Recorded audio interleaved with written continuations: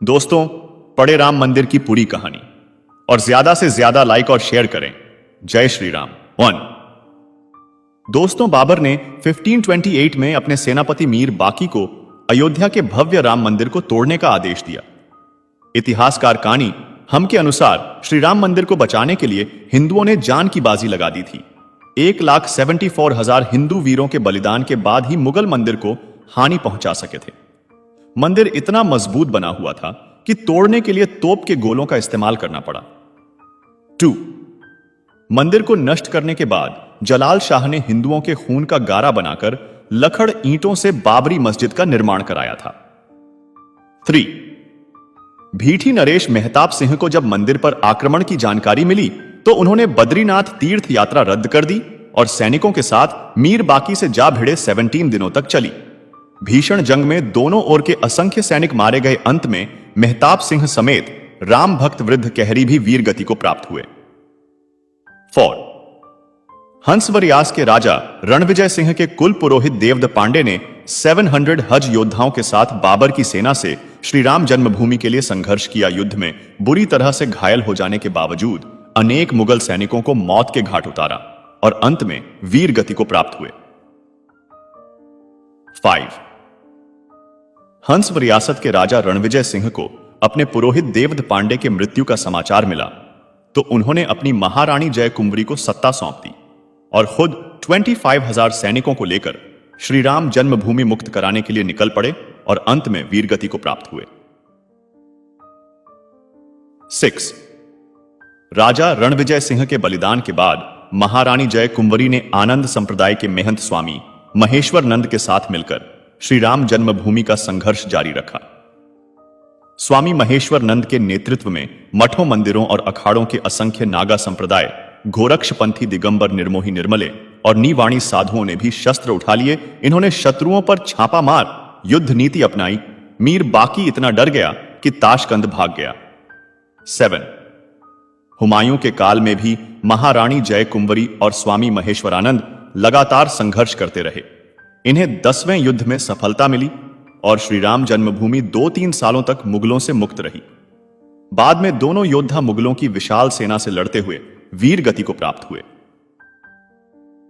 8। अकबर के समय कोयंबतूर से आए रामानुज संप्रदाय के स्वामी बलराम आचार्य ने श्री राम जन्मभूमि को मुक्त कराने के लिए 20 युद्ध लड़े। बाद में बीरबल और टोडरमल की सलाह पर अकबर ने वहां एक छोटा मंदिर बनाने की अनुमति दे दी। शाहजहां के काल तक उस मंदिर में निर्विघ्न पूजा होती रही। 90 वर्ष निर्विघ्न पूजा होने के बाद औरंगजेब ने अपने सिपाहसलार जांबाज खां को सेना समेत मंदिर नष्ट करने भेजा। अयोध्या के अहल्या घाट पर परशुराम मठ था। वहां बाबा वैष्णव दास रहते थे। उनके साथ चिमटादारी साधुओं की एक विशाल शिष्य मंडली थी। इन्होंने चिम्मों और त्रिशूल के साथ मंदिर की रक्षा करी और जांबाज खां को उल्टे पांव भागना पड़ा। 10। औरंगजेब ने दूसरी बार सैयद हसन अली को विशाल सेना के साथ मंदिर नष्ट करने भेजा। बाबा वैष्णव दास ने समय रहते गुरु गोविंद सिंह जी से संपर्क साधा। वे सेना समेत मंदिर की रक्षा के लिए अयोध्या पहुंच गए। उन्होंने साधु सेना के साथ मिलकर मुगल सेना को धूल चटा दी। हसन अली सादतपुरा गया। 11। 1664 में औरंगजेब ने फिर एक विशाल सेना मंदिर तोड़ने के लिए भेजी, लेकिन तब तक गुरु गोविंद सिंह भी लौट चुके थे। मुगल सेना ने चबूतरे पर बने लघु मंदिर को तोड़कर गड्ढा बना दिया, लेकिन श्रद्धालु वहीं आकर पूजा करते रहे। 12। अमेठी के राजा गुरुदत्त सिंह और पिपरा के राजकुमार सिंह ने नवाब सादतपुर के लगातार हमलों से तंग आकर नवाब ने पूजा और नमाज दोनों की अनुमति दे दी। 13। आजादी से पहले एक अंग्रेज सिपाही अब्दुल बरकत ने फैजाबाद जिलाधीश के नायर के सामने बयान दिया कि 23 दिसंबर 1941 की रात करीब 2 बजे उसने मस्जिद के अंदर हल्की रोशनी देखी, जो बाद में नहरी हो गई। इसके बाद घुंघराले बालों वाले 4-5 साल के एक सुंदर बालक को देखकर हैरान हो गया। थोड़ी देर बाद देखता है कि मुख्य द्वार का ताला टूटा हुआ है और मस्जिद में हिंदुओं की भीड़ एक सिंहासन पर मूर्ति रखकर पूजा कर रही है। 14। राम मंदिर आंदोलन के दौरान मुलायम सिंह यादव ने कहा था कि विवादित ढांचे पर परिंदा भी पर नहीं मार सकता। 3000 से ज्यादा सुरक्षाकर्मी अयोध्या में तैनात कर दिए, लेकिन कोलकाता के कोठारी बंधुओं ने मुलायम सिंह के दावे की हवा निकाल दी। 23 साल के राम कुमार कोठारी और 20 साल के शरद कोठारी राम मंदिर के प्रति इतने समर्पित थे कि 200 किलोमीटर का रास्ता उन्होंने पैदल ही तय किया था, क्योंकि अयोध्या पहुंचने वाले सभी साधन रोक दिए गए थे।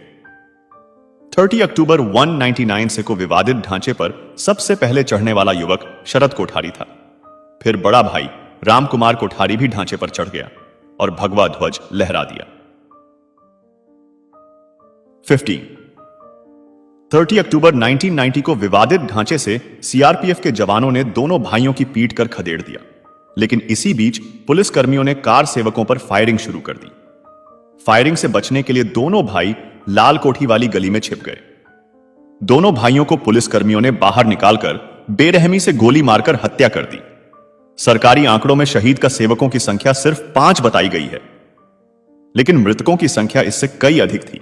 16 श्री राम मंदिर के पक्ष में सुप्रीम कोर्ट का फैसला आने के बाद अयोध्या और आसपास के 105 गांवों के सूर्यवंशी क्षत्रिय परिवारों ने 500 साल बाद सिर पर पगड़ी और पैरों में चमड़े के जूते पहनकर अपने प्रण को पूरा किया। दरअसल इनके पूर्वजों ने 16वीं सदी में मंदिर बचाने के लिए मुगलों से युद्ध लड़ा था, लेकिन वे युद्ध हार गए थे। बता दें कि ठाकुर गज सिंह के नेतृत्व में मुगलों जंग हुई थी। इस जंग में ठाकुर गज सिंह हार गए थे।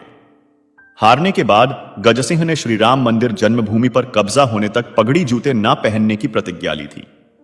इसी प्रतिज्ञा का पालन उनकी आने वाली पीढ़ियों ने भी किया।